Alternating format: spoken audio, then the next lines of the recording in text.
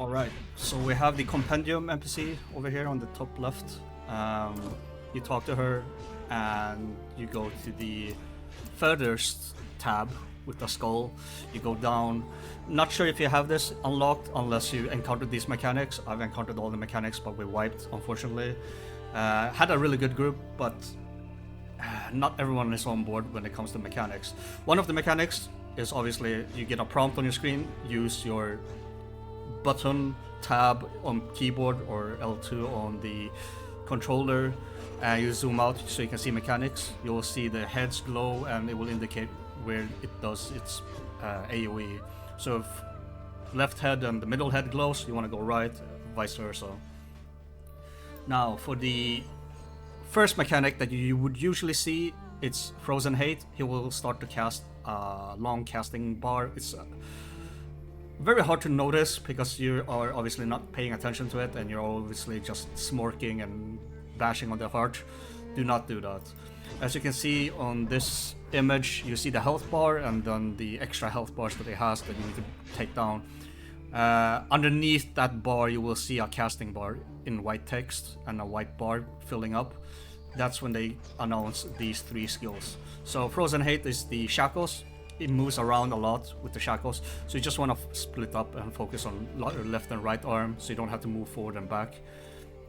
Break the arms, otherwise you are gonna have a raid-wide damage that you can't avoid.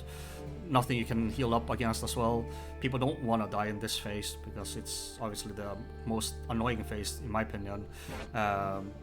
So when you fail the mechanics, the AoE will start from middle, go to the left and right, and then fill up the arena. So the safest spot would be all the way to the right and left if you fail the mechanic, and then just try to soak up as much damage as you can by dodging and iframing as much as you can. If you do beat the mechanic, you obviously won't get the AoE hitting everyone. Now the next mechanic that you will notice is the Eternal Sorrow. The floor will glow, icy, and you're gonna ride around like in ice skates, and you have to avoid AoEs from the ads, from the boss, and you obviously have to kill all the crystals. The crystals will determine, the if you fail or not. So when it's casting, you need to split up your team, one part to the left, one part to the right, so you don't have to go all the way around across the entire arena.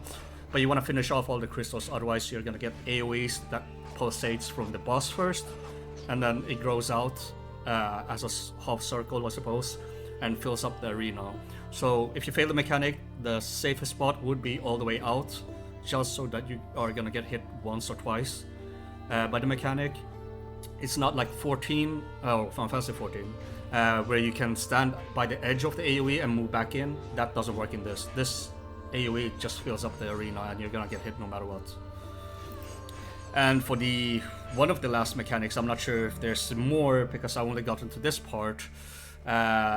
It starts to summon more mobs or ads in this phase, and you need to look around, and this is why I recommended to zoom out.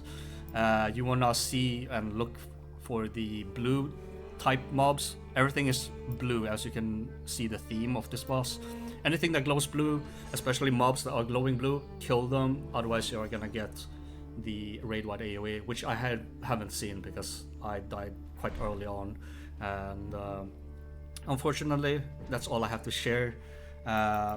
Might be more. You have to play the game to discover more of this information. You probably won't have this unless you encounter these, but if you're pugging, it's going to be difficult. Another recommendation is to open up your menu and you can create a party on the right side. I got a little bit sidetracked by looking at the left side. I forgot to check on the right side, which shows you a party that you can create, and you can only make 3 people, which means it's a lot more easier if you're 11 people, in my opinion, or 22, because you're limiting the amount of people that you can communicate on Discord, or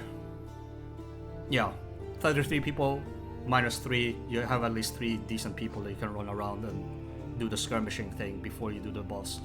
But for everyone else, you need to look at the compendium and learn the mechanics. Thank you very much, and good luck on your journey.